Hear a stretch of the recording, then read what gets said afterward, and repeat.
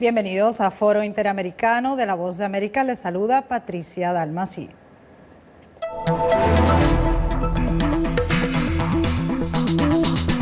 We're moving forward with missile defense and agreed that NATO is declaring an interim capability for this system. Desafiando al gobierno de Moscú, líderes de la OTAN acordaron activar en 3 años un sistema de defensa de misiles en Europa.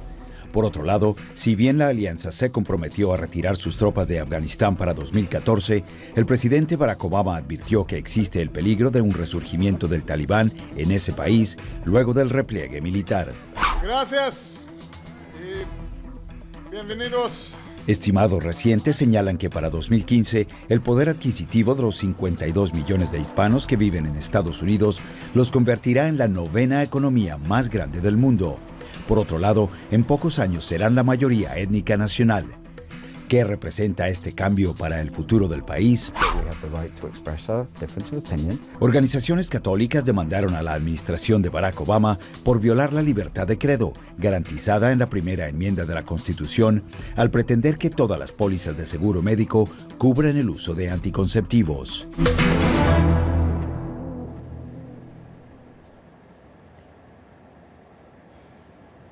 Los días 20 y 21 de este mes se celebró en Chicago la cumbre de la OTAN, en la cual lo que dominó mayormente esta cumbre fue el proceso y la retirada de Afganistán y el acuerdo de los miembros de la OTAN al respecto. También se trató la crisis en Europa, específicamente en Grecia, y cómo esto podría afectar de alguna manera los fondos que serían designados para la seguridad del continente europeo. Pero para tratar este tema están con nosotros desde Colombia. Tenemos al doctor Javier Loaiza, quien es profesor y también coordinador de posgrados en ciencia política de Madrid vía Skype. Tenemos también en la ciudad de Miami a Wilfredo Ruiz, es doctor, abogado de la Marina de Estados Unidos. Y también aquí en Washington tenemos al doctor Isidro Sepúlveda, quien es profesor en asuntos de seguridad nacional.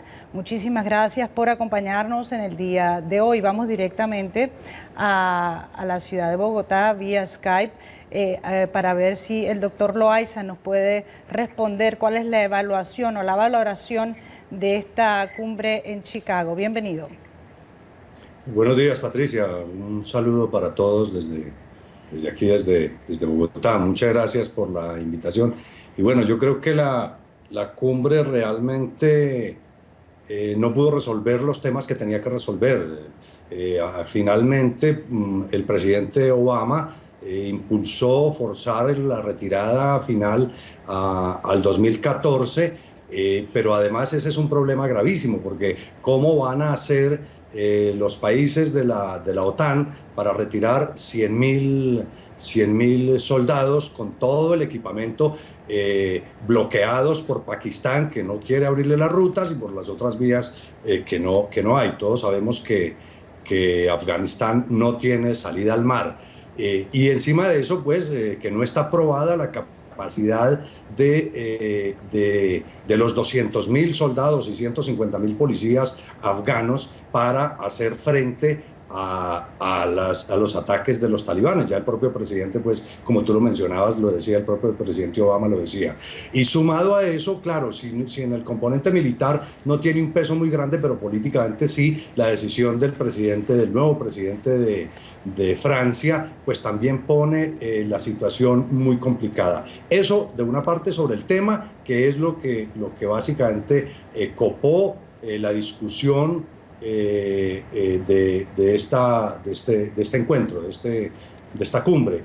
Vamos. Y el otro tema que es como una espada de Damocles es el de los misiles, porque Rusia está realmente muy preocupada. Yo recuerdo hace unos 6 meses el anterior presidente ruso, Medvedev, hizo unas declaraciones donde anunciaba que venía una tercera guerra mundial, que tenían una capacidad y que si la OTAN no paraba la construcción del blindaje misilístico, pues ellos iban a reaccionar muy fuertemente. De modo que la situación no parece haber quedado muy tranquila. Obama no se reunió con el presidente de Pakistán, de modo que la situación no es tan halagadora y tranquilizadora, infortunadamente. Y encima de eso, pues en la situación económica en que está Europa, pues seguir pensando en gastar 320 millones de euros anuales durante 10 años para garantizar que Afganistán salga adelante, pues no es un panorama muy fácil. No es un panorama fácil. Y vamos al licenciado Ruiz en Miami.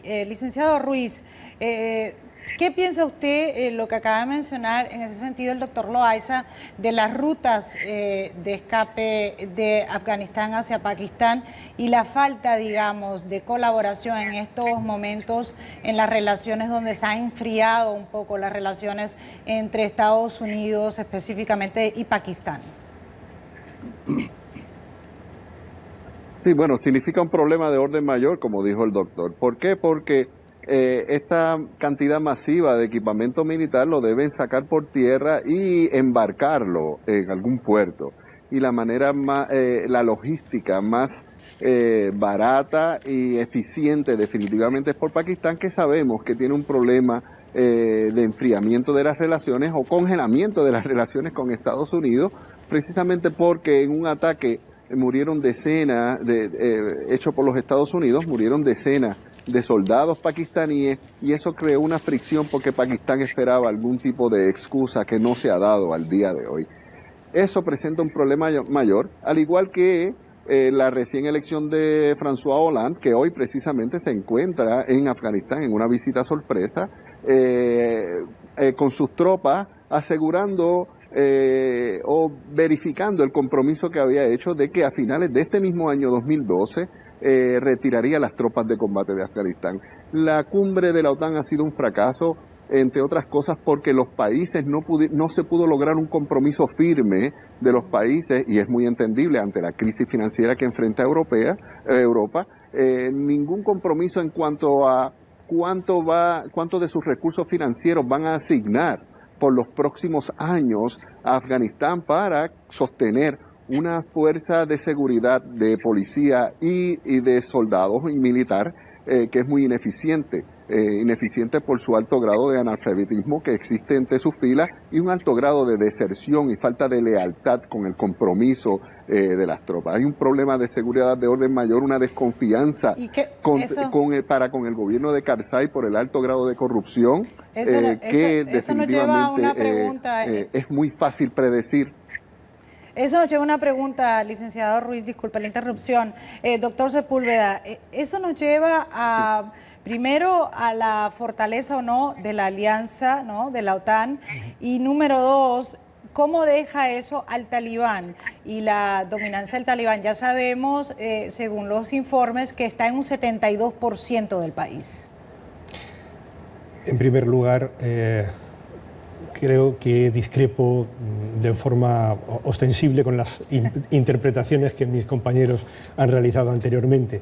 Esto es la cumbre de una alianza militar, el mayor poder militar que nunca ha habido, y estas cumbres no son un elemento aislado. Tanto en Norfolk como en Bruselas, en Europa, en Bélgica, se trabaja cada día. No es una cumbre que después no hay nada, no vuelven a reunirse, no vuelven a hablar. Se está trabajando cada día. Se le da seguimiento, lo que quiere decir. No solamente se le da seguimiento, se le da preparación, se le da diseño, se le da ejecución. Y por tanto, no todo se acuerda en las cumbres, y en las cumbres en realidad no se lleva a cabo ningún tipo de alta negociación. La negociación es previa y posterior. Pero si usted la compara, disculpe doctor Sepúlveda, si usted la compara, por ejemplo, a la reunión, a la cumbre en Lisboa, ¿cuál de las dos considera fue, entre comillas, más exitosa? El problema no está en poner nota a las cumbres y cuál es más exitosa y menos exitosa, sino cuál es más trascendente. La de Lisboa era mucho más trascendente por los temas que se trataban y sobre todo qué atiende a las demandas actuales. La cumbre de Chicago no estaba llamada a transformar la OTAN, fundamentalmente estaba llamada a hacer un elemento de continuidad. ¿Cómo salimos de Afganistán de forma ordenada? Esa era la gran pregunta. ¿Y qué vamos a dejar después? Esto se ha solucionado. Por tanto, calificar de fracaso la cumbre de Chicago está muy lejos de la realidad. Se ha ordenado esta salida, se ha establecido ya un calendario que ya estaba pactado y no ha habido ninguna precipitación, no ha habido ninguna variación e incluso Francia lo que ha hecho es transformar la idea de la retirada de los soldados por la retirada de combate, es decir, no adelanta un año, sino que adelanta 6 meses que sus soldados dejen de estar en combate y estén solamente como tropa de apoyo, y posteriormente qué es lo que vamos a dejar, es decir, cuál va a ser la posición de los talibanes y quién va a pagar, cuánto se va a pagar y cómo se va a pagar a las Fuerzas Armadas y policiales. Esa es la gran interrogante. Doctor Loaiza, ¿piensa usted que esta ha sido como, digamos, para que el presidente Barack Obama en un año electoral haya tomado la decisión, escoge Chicago, la ciudad que realmente lo vio nacer en cuanto a política, pero que vemos que ya no tan solo Francia, pero ya muchos países europeos estaban hablando de su retirada inminente. Así que fue una manera de, digamos, buscar un consenso o mostrar una cara unida de esta salida de Afganistán. Sí, yo creo que de hecho, es una movida política en proceso, en campaña electoral. Creo que el presidente Obama logró contener lo que ya se venía anunciando de alguna manera, que iba a ser como una especie de efecto de dominó de retirada de algunos países, y prácticamente el único que hizo la declaración de la retirada de manera inmediata fue el presidente de Francia. Claro, como decíamos, el componente militar francés son apenas 3.000 soldados, 3.200, que frente a 100.000 del total, de los cuales los norteamericanos son alrededor de 60.000, pues no tiene un gran impacto, pero sí, por supuesto, tiene un impacto político. Ahora, yo discrepo del profesor Sepúlveda, es que sí se había planteado que se iba a reflexionar sobre la construcción de una nueva OTAN. Se estaba hablando de seguridad inteligente, se estaba hablando de una seguridad en época de ahorro y en época de austeridad. Se está hablando de una situación totalmente diferente, como los países más ricos del mundo o las fuerzas de seguridad más poderosas del mundo son capaces de funcionar y son capaces de mantener su acción coordinada en una situación de crisis económica mundial.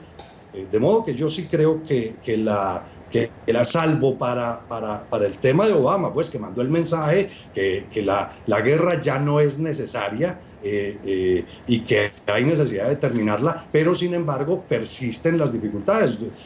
Mencionaba también uno de los participantes, Wilfredo tal vez, es que además un elemento importante es que en Afganistán no hay seguridad porque se han detectado muchas infiltraciones de adversarios del presidente y digamos infiltrados dentro de las Fuerzas Armadas. Entonces y es una guerra que ya lleva 10 años y en 2 años, cuando se retiren, va a ser una guerra más larga que la de Vietnam, tal vez la guerra más larga en la que ha participado Estados Unidos. Creo que hay unos componentes ahí interesantes de analizar, y por supuesto todas las cumbres tienen una preparación técnica y se siguen unos mantenimientos, pero los resultados como tales, como declaraciones y como posiciones, yo sí creo que fueron un absoluto fracaso. Vamos al licenciado Ruiz. Licenciado Ruiz, eso nos lleva a la guerra, la Unión Europea y la OTAN, digamos, y Estados Unidos como parte de esta alianza. La guerra en Afganistán, ¿hay alguna manera de salir victorioso? Ninguna. Y me reitero, no solo la cumbre fue un fracaso, sino que la guerra fue un fracaso. Luego de una década de reunirse las potencias más grandes del mundo, la mayor cantidad de potencias nucleares aunarse en un esfuerzo para combatir en Afganistán, dejan a quién en el gobierno corrupto de Hamid Karzai, cuyo hermano está envuelto directamente con narcotráfico, a unas tropas desleales con un muy poco profesionalismo, al Talibán, aún luego de una década de ocupación militar con más de 100 y pico de mil tropas controlando la gran mayoría del país hoy en día, y es de muy fácil augurio saber que el Talibán en muy pocos años volverá y seguirá recuperando terreno e influencia en Afganistán. Afganistán ha sido un fracaso, es la guerra más larga en la historia de Estados Unidos y no se pueden ir las potencias occidentales diciendo que fue un logro. La cumbre de la OTAN, invitaron al primer ministro de Pakistán y no se logró ningún acuerdo en cuanto a la ruta de salida con Pakistán. ¿Cómo va a ser una victoria invitar a alguien para influenciarlo, para que se permita la salida de tropas y equipos por su tierra, por Pakistán, y no se hace? Y la muestra del ánimo de Pakistán en cuanto a cooperación con Estados Unidos la dio con el reciente encarcelamiento del doctor que cooperó con las clínicas Fatulas de vacunación para dar con el paradero de Osama Bin Laden. La cumbre fue un fracaso y la guerra, lamentablemente, una derrota, un despilfarro de dinero se van de Afganistán, igual que se fueron los británicos y igual que se fueron los soviéticos, derrotados. En ese sentido, vamos aquí al doctor Sepúlveda, que sabemos que no está de acuerdo con los otros invitados en cuanto al tema de Afganistán, ya que muchos medios, o digamos analistas, han considerado esta cumbre como histórica. Ahora, desde el punto de vista, pasando al tema del escudo antimisiles, Rusia ha declarado, como mencionara el doctor Loaiza, inclusive en diciembre del 2011, de lo grave que sería continuar la segunda fase de este programa, inclusive diciendo que sería mejor contar con Rusia para este tipo de escudo de programa. ¿Usted qué opina? Con Rusia ya se ha estado contando. En los últimos 2 años ha habido hasta 4 cumbres distintas con Rusia y hay un intercambio de información muy creciente. El problema fundamental es que el planteamiento estratégico de Rusia que hoy tenemos es totalmente distinto al que había hace 5, 10 o 15 años. La Rusia que conocemos de rodillas y mendigando de los años 90, en este momento es una Rusia rica y poderosa, que quiere volver a ejercer como imperio. Y, de hecho, el planteamiento de la política exterior de Putin fundamentalmente es tener una política hegemónica respecto a su hinterland, a las repúblicas que antes pertenecieron a la Unión Soviética. En cuanto al escudo antimisiles, lo que hace este escudo es dejar totalmente desarticulado el punto más fuerte de la estrategia de Rusia, que es el armamento atómico. Lo que la diferencia a Rusia respecto a otras potencias emergentes como China o India es no ya tener armamento nuclear, sino tener un armamento nuclear en un número extraordinariamente superior al resto de las potencias. Si esto es inútil, si existe un escudo, si todo su armamento no vale para nada, lógicamente se van a oponer y se van a oponer de forma radical, muy firme, porque esto deshabilita su vocación imperial. Pero ¿cuáles son, doctor Loaiza, cuáles son las bases de Rusia para estar en contra de este programa de misiles, antimisiles, el escudo? Pero también, si nos ponemos a ver las últimas declaraciones luego de esta reunión cumbre en Chicago por parte del mandatario ruso, y es que en los próximos años vamos a ver una situación mucho más inestable en cuanto a la seguridad global debido a este programa. Sí, yo creo que es un acto de miopía de la cumbre y de los líderes. No sentarse efectivamente a negociar con Rusia. Lo que acaba de decir el panelista anterior es cierto, es que Rusia ya no es la Rusia mendicante y que estaba postrada. Y un tema que a ellos les preocupa es que el escudo antimisiles sea planteado, es lo que ellos dicen, como una manera de neutralizar su capacidad disuasiva, su capacidad de ataque.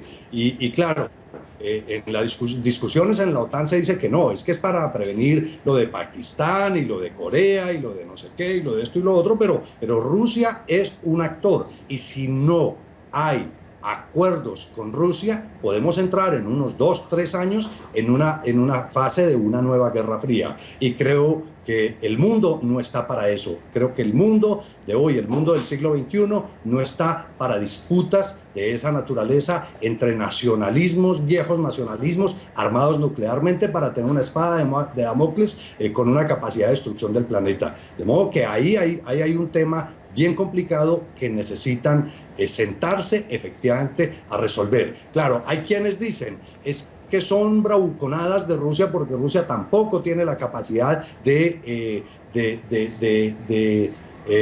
amenazar realmente como lo está haciendo y es solamente verbal. Pues bueno, ¿hasta qué punto los líderes de Europa y Estados Unidos y Norteamérica están en capacidad de llevar a este señor Putin a que fuerce y haga, tome posiciones que pongan la situación de una manera más caliente y de una manera más tensa?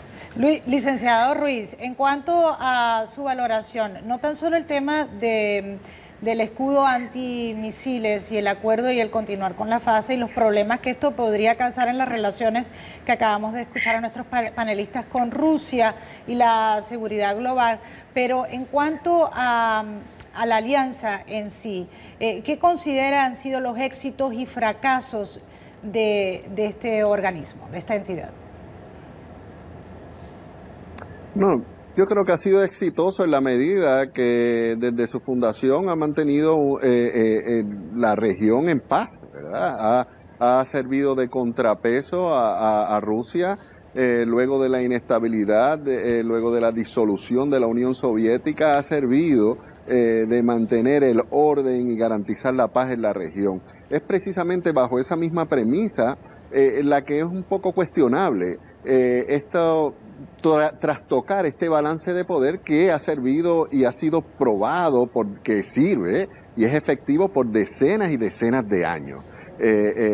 Trastocar el balance de poder haciendo inefectivo el contrapeso que significa Rusia y su armamento nuclear, definitivamente es jugar un poco, apostar en una línea de acción que no necesariamente era efectiva, porque anteriormente había sido probada como efectiva la negociación en reducir las cabezas nucleares entre Rusia, Estados Unidos, y yo creo que esa era la línea que debería haber seguido la política internacional, porque no había sido necesario hasta el momento presionar a Rusia con algo como el escudo antimisiles para lograr acuerdos de reducción de cabezas nucleares y de armamento nuclear. Y justamente esto se añade a este tipo de tensiones con la OTAN, doctor Sepúlveda, a la falta de reconocimiento, digamos, o al reconocimiento de lo que ha hasta ahora pedido Georgia, el estado de Georgia con Osetia del Sur.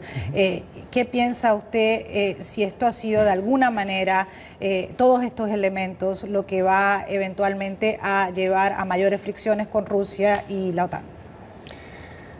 En Georgia lo que se estaba produciendo es una especie de punto de piedra de toque.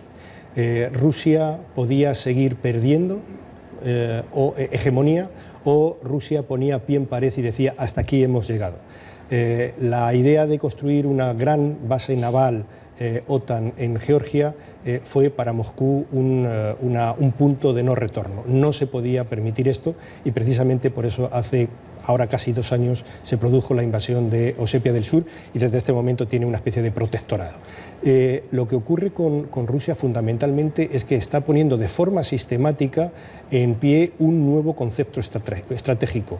Y la piedra angular de este nuevo concepto es el armamento atómico. Como lo va a ser la flota del Ártico, Rusia va a ser el primer país que va a tener una flota de guerra en el Ártico, y como lo va a ser la multiplicación de la dotación de la flota en Extremo Oriente, para el control del Pacífico Norte.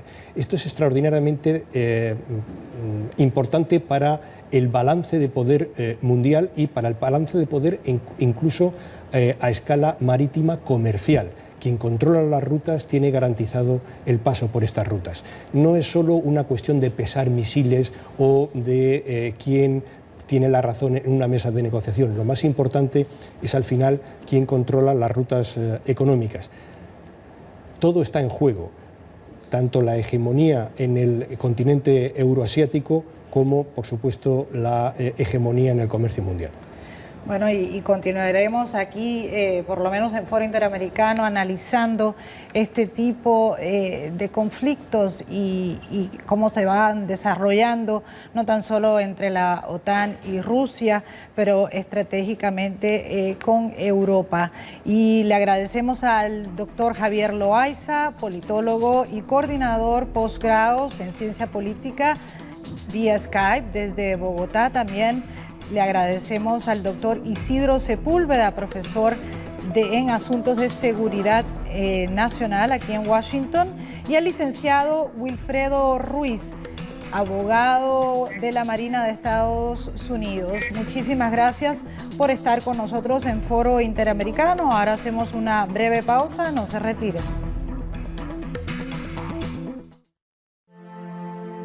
El Mundo al Día en realidad trata de ser parte de la comunidad latinoamericana. Queremos capturar el interés de nuestra audiencia con el peso informativo de nuestras noticias. Histórica victoria del pueblo egipcio. Fue el momento que marcó el cambio de rumbo histórico para Egipto. El primer ministro de Italia, Silvio Berlusconi, anunció que dejará su cargo. Un tornado que arrasó en Missouri podría pasar a la historia como el peor a nivel nacional. Más de 2.000 personas. Estamos buscando con la audiencia una relación más personal, más de usted a usted, más de comunicarnos más frecuentemente. Una relación de confianza, que ellos puedan encender su televisor, que ellos puedan buscarnos en internet o escuchar la radio y saber que lo que estamos diciendo es veraz. Ustedes nos pueden decir inmediatamente qué opinan de la noticia. A lo que apostamos es a las historias interesantes, a contar el cuento completo, a hacer periodismo.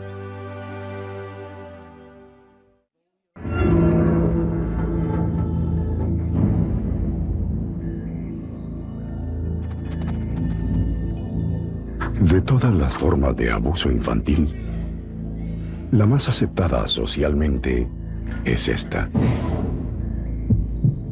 Cada año miles de niños sufren de enfermedades respiratorias por ser expuestos al humo del cigarro de sus padres.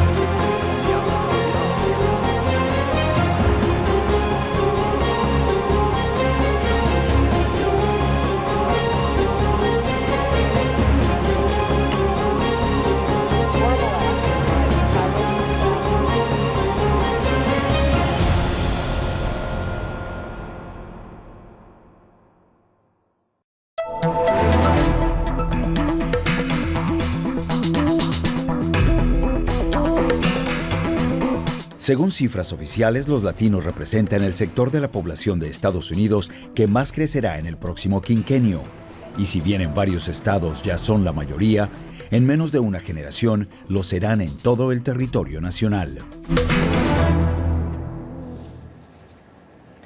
Y en este segmento vamos a tratar los hispanos como grupo minoritario aquí en Estados Unidos y el poderío y el poder de adquisición económico y también político que están ganando en los últimos años. Pero para analizar este tema tenemos con nosotros a George Escobar, quien es director de servicios en Casa Maryland, aquí en el estado de Maryland. Tenemos a Meraris Ríos, quien es demógrafa de la Oficina del Censo en Estados Unidos, y tenemos a Liliana Ranón, directora de Política y Legislación de LULAC.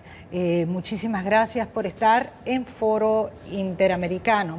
Y vamos a comenzar ahora con nuestra invitada Meraris Ríos, quien trabaja en la Oficina del Censo. Meraris, la semana pasada se conocieron nuevas cifras, nuevos datos sobre los grupos minoritarios y los nacimientos de estos grupos minoritarios y cómo en su conjunto van a lograr ser mayoría, o digamos más que la raza blanca. ¿Qué nos puedes decir?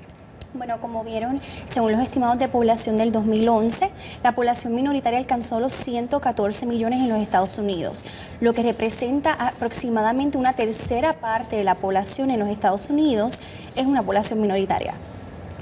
Muy bien, vamos a pasar con nosotros ahora a Liliana Rañón. Liliana, trabajas con el grupo de más fuerza, digamos, sindicato de latinos, de hispanos representados aquí en Estados Unidos. ¿Cómo piensas que este tipo de información impacta a tu organización? Bueno, primero, gracias por invitarme a estar aquí con ustedes esta mañana.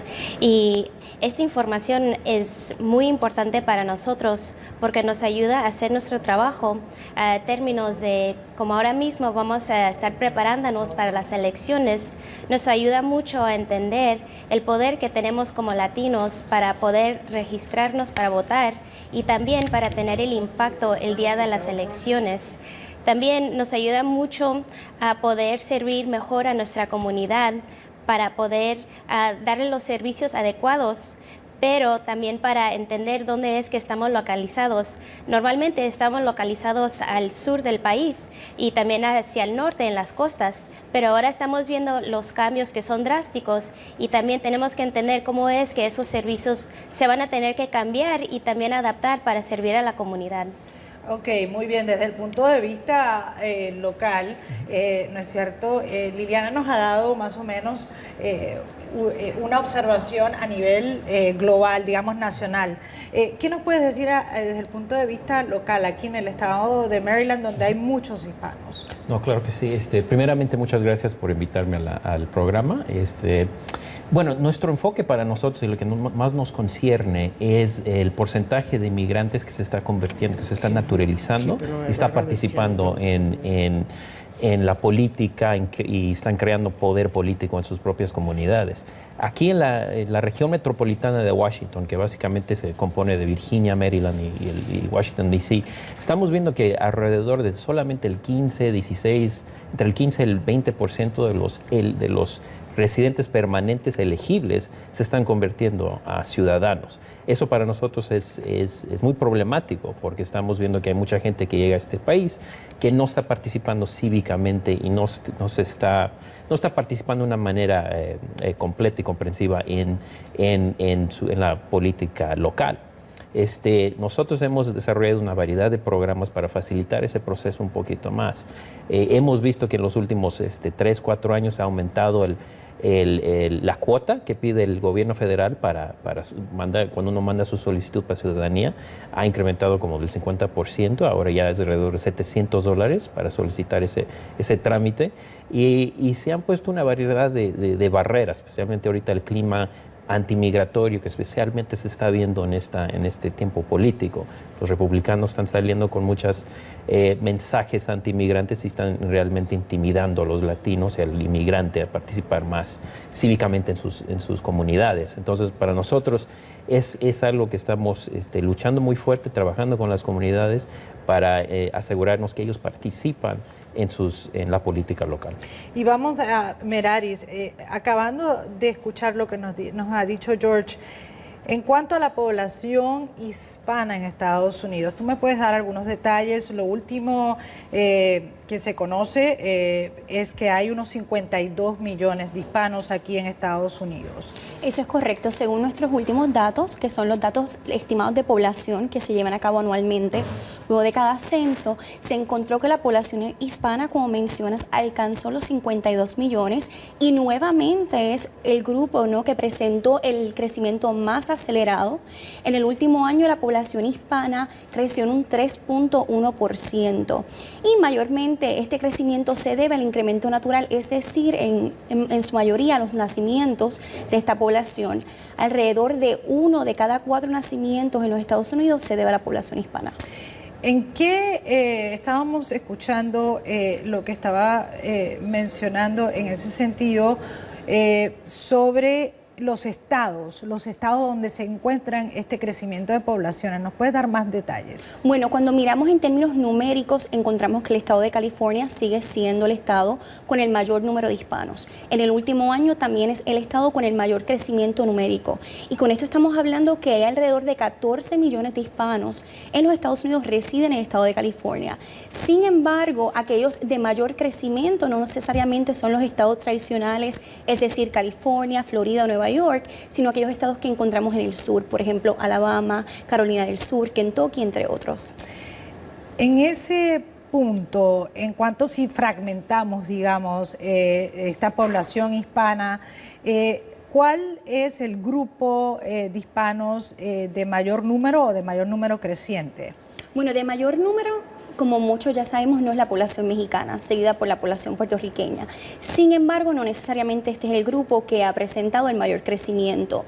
En términos de origen hispano específico, los últimos datos que tenemos son en base al censo del 2010 y esto nos presentaron, cuando miramos los números, la población española fue la que presentó el mayor crecimiento porcentual. Sin embargo, hay que considerar que ese crecimiento también se puede deber a cambios en el cuestionario. Así que, aparte de la población española, tenemos otros grupos que presentaron entonces un mayor crecimiento. Liliana, en ese sentido, ¿nos puedes hablar, como acabamos de escuchar, la población mexicana sigue siendo la de mayor número aquí en Estados Unidos y eso tendría naturalmente un impacto a nivel político y en cuanto a los votos? Sabemos también el grupo de puertorriqueños, especialmente en Nueva York, también en Tampa, Florida, en Atlanta, Georgia, y también tenemos el grupo de cubanos americanos, mayormente radicado en el sur de la Florida. ¿Cuán importante es que estos diferentes grupos vayan a votar para así darle un mayor, digamos, representación a los hispanos aquí en Estados Unidos? Bueno, es muy importante que todos estos grupos de latinos voten el día de las elecciones, pero también tenemos que educarlos sobre las diferentes regulaciones que van cambiando estado por estado, que requieren que el registro de votantes tenga diferentes determinaciones de la manera en que la gente se registra. Y también tenemos que asegurarnos que los latinos reconozcan las leyes, pero que se registran a votar y que voten el día de las elecciones, porque tenemos más poder como comunidad latina en los Estados Unidos y podemos lanzar nuestra voz con el puro hecho de votar el día de las elecciones. ¿Y qué está haciendo en cuanto, en ese sentido, LULAC, para conseguir una mayor inscripción de votantes? Acabamos de lanzar una campaña que se llama Latinos por la Democracia.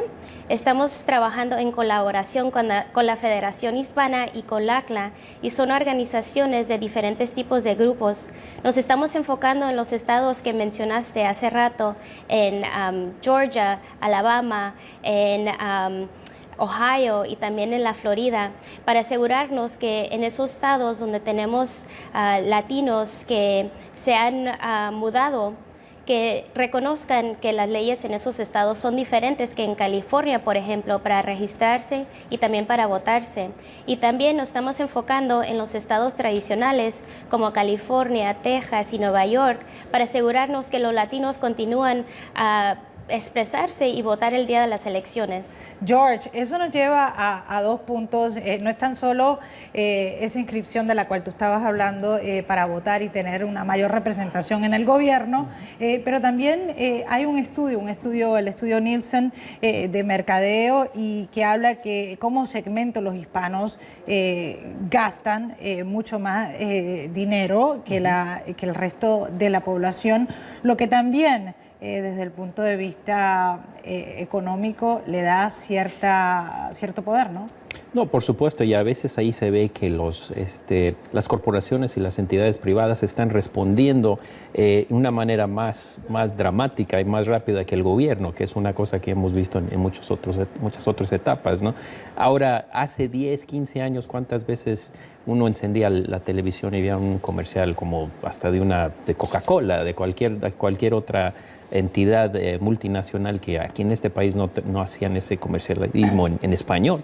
Ahora en día ya es una inversión enorme que hacen las entidades privadas. Igual, y eso me afecta a mí personalmente en el trabajo que hacemos nosotros en Casa de Maryland, la inversión de las corporaciones también ha sido más significante en las comunidades, en las entidades de base, en las organizaciones comunitarias, que ya están aportando mucho más y respondiendo a ese incremento de latinos aquí.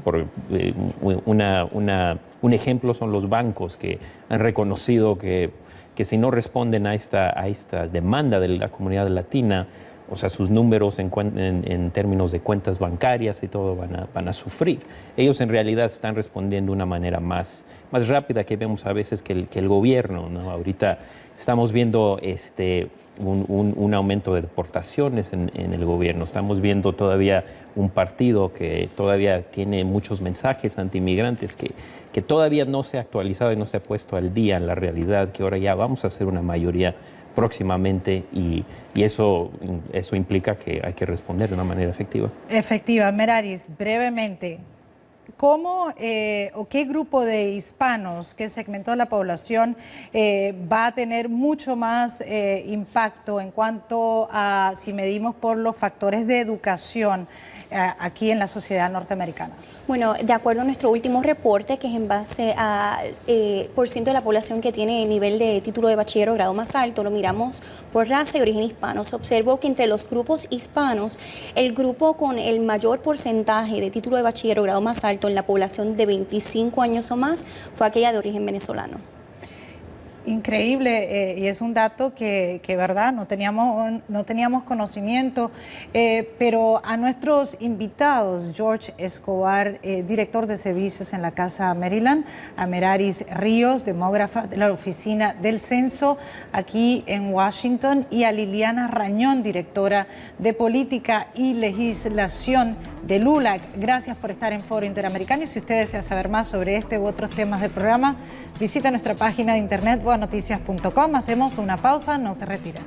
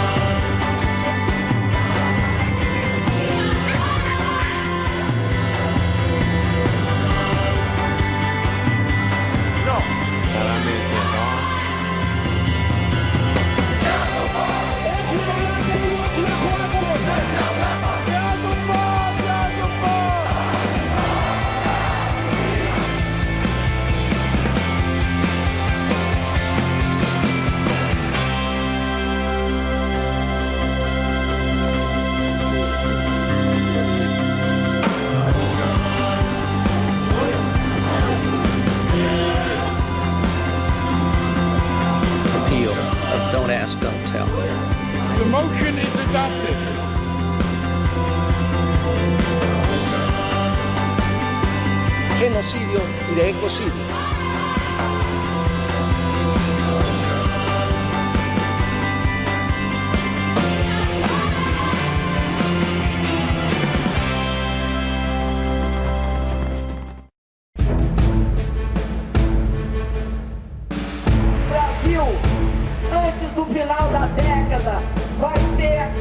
economia do mundo.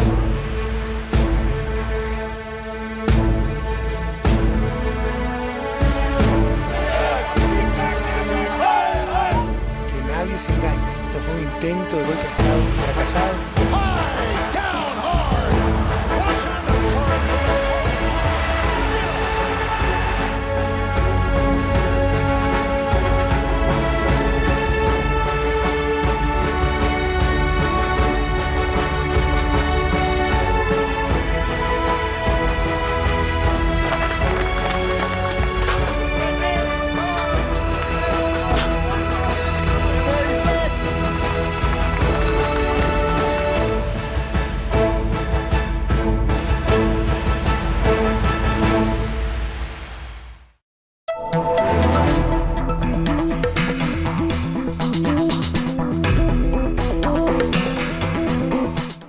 La Corte Suprema de Justicia de Estados Unidos fallará muy pronto sobre controvertidos temas de importancia nacional, entre ellos la reforma al Sistema Nacional de Salud y la Ley de Inmigración de Arizona. Muchos apuestan a que los fallos afectarán el resultado de las elecciones en noviembre próximo.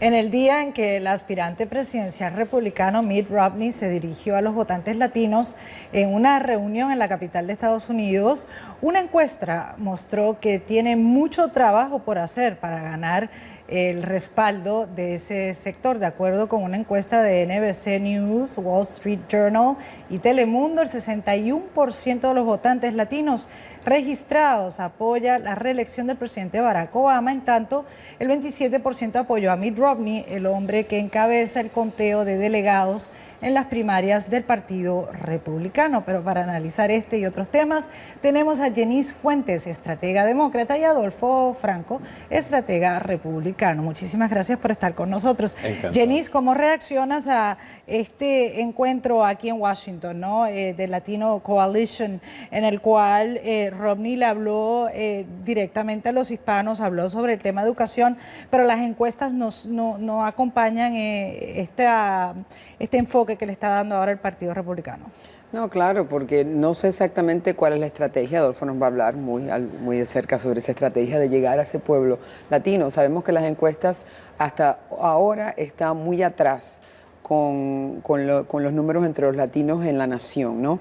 Y si su plan era ir allí y hablar que la educación es el tema más importante y el tema de los derechos civiles de nuestro tiempo, aparte de entonces llamar a organizaciones que tienen tanto apoyo de los latinos como el National Education Association, llamarlos miembros terroristas y tratar de aplastar todo lo que representa la fuerza laboral y las uniones laborales, pues realmente no.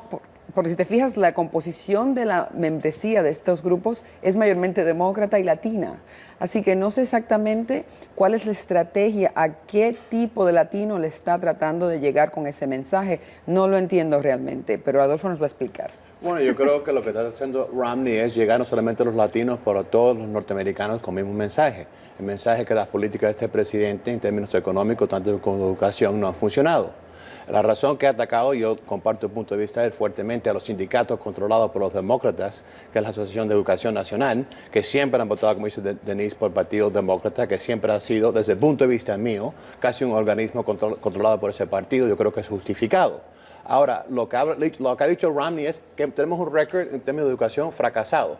Es decir, que nadie, el mismo presidente estuvo en Filadelfia y habló también de la cuestión... Hoy fue totalmente criticado en Filadelfia, eso fue un desastre. Pero si me permite un momento, fue un desastre lo del presidente, ¿de acuerdo? Criticado el presidente, pero ha sido la política, ha sido el presidente no tuvo éxito en su discurso. Y esta es la razón. El votante latino va a votar, como todos los otros votantes en este país, su bolsillo y las oportunidades. Y yo creo que nuestra comunidad se ve muy decepcionada.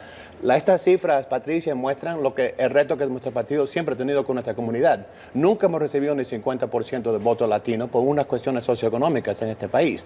Así que pensar que está perdiendo un apoyo que tuvimos antes, eso no es cierto. Tenemos mucho que hacer. Han lanzado ahora... Pero si es un apoyo cuando pero nunca con la George mayoría. Bush. No ganó la mayoría del voto latino. Pero un 40 y poco, ¿no? Claro, 40 y pico. Tú sabes que realmente hasta ellos están de acuerdo que el ganador de esta contienda presidencial va a necesitar por lo menos más de 35 al 40% del voto latino. Y si te fijas, nada de lo que ha hecho el susodicho candidato, porque falta que llegue a la convención, ¿no? El susodicho candidato a la presidencia republicano, Mitt Romney, nada de lo que ha dicho él realmente ha pegado con nuestra comunidad latina, desde el que nos vamos a resolver el problema de inmigración haciendo autodeportaciones, al hecho de que realmente se van a arreglar los problemas de educación con vouchers y que el tamaño de clase, del salón de clase, no significa nada y que las maestras realmente ese no es el issue. El issue es darles a los niños el choice con los vouchers.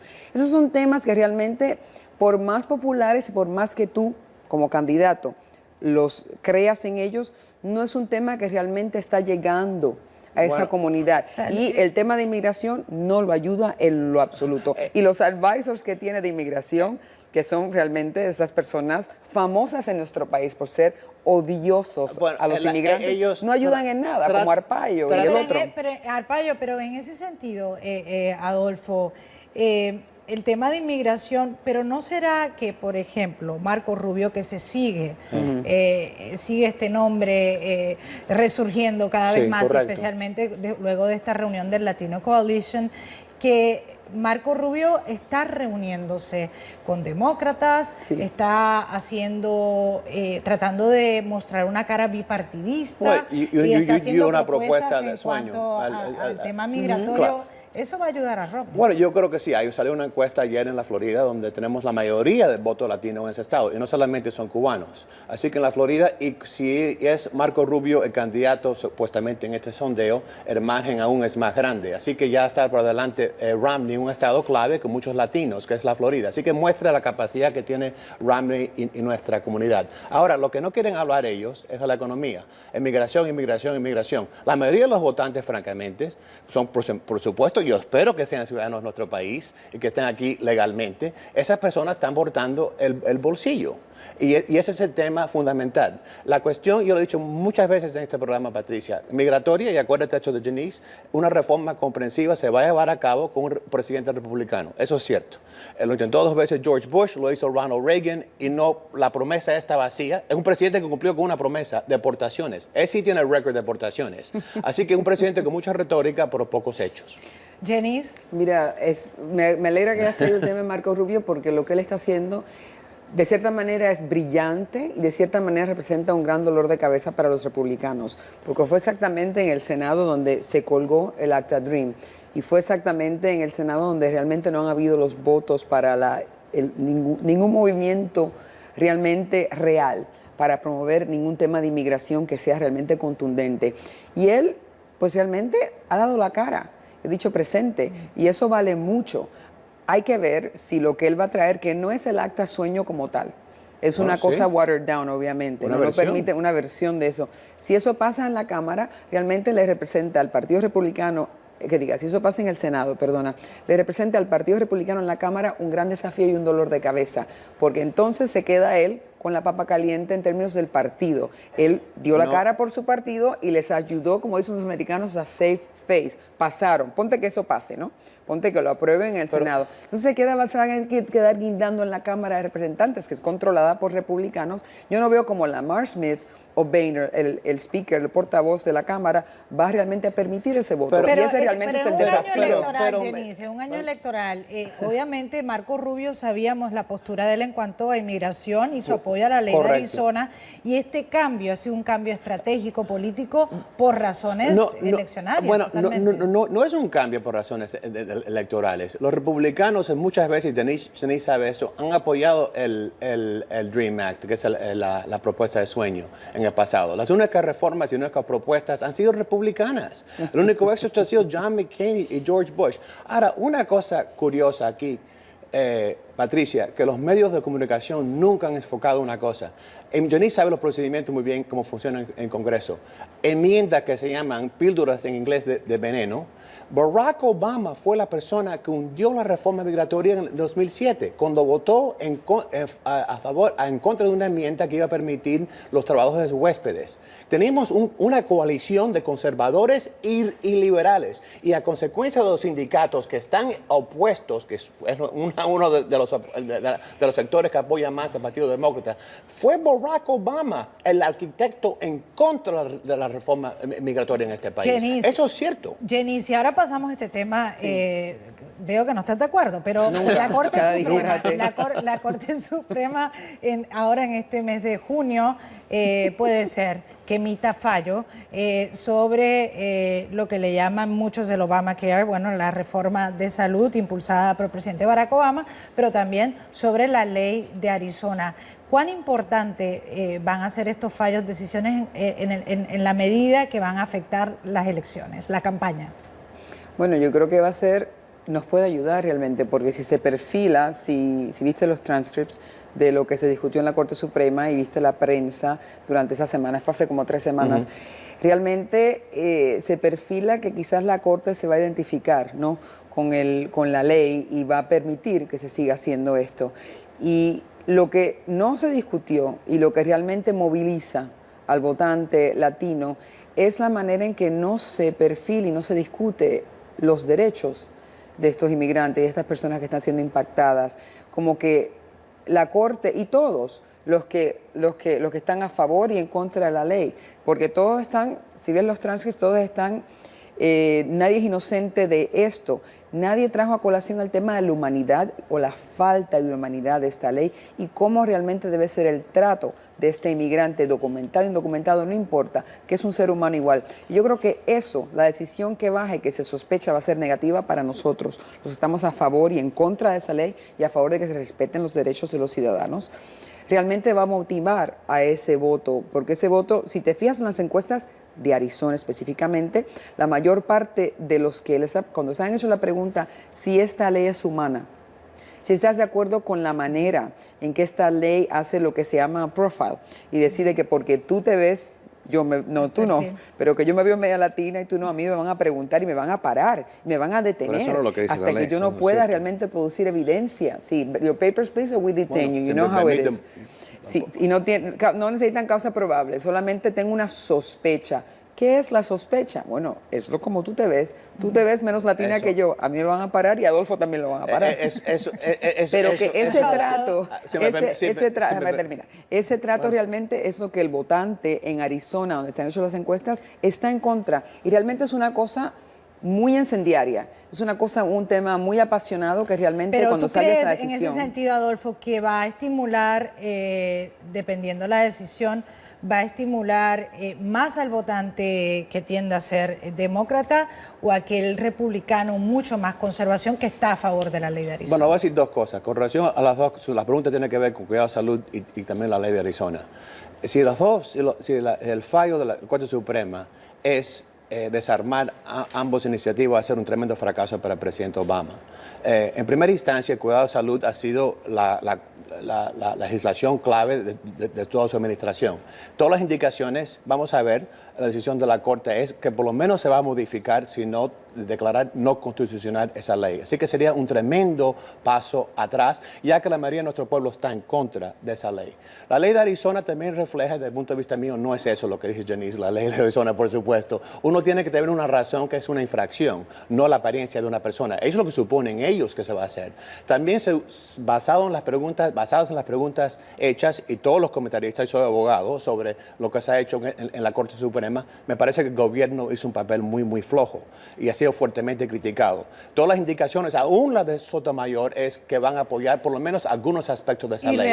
Así que eso quiere decir que este presidente que se empeñó en acusar a un Estado y tener su ley fundamental declarada no constitucional sería un tremendo desastre político para este año. Un tremendo desastre político, según lo que opina Adolfo Franco. Pero eso es todo por hoy. Lamentablemente hemos llegado al final de Foro Interamericano. Por favor, envíe sus comentarios a foro@boanews.com. Desde los estudios de La Voz de América en Washington les habló Patricia Dalmací. Nos vemos la próxima semana. Sí.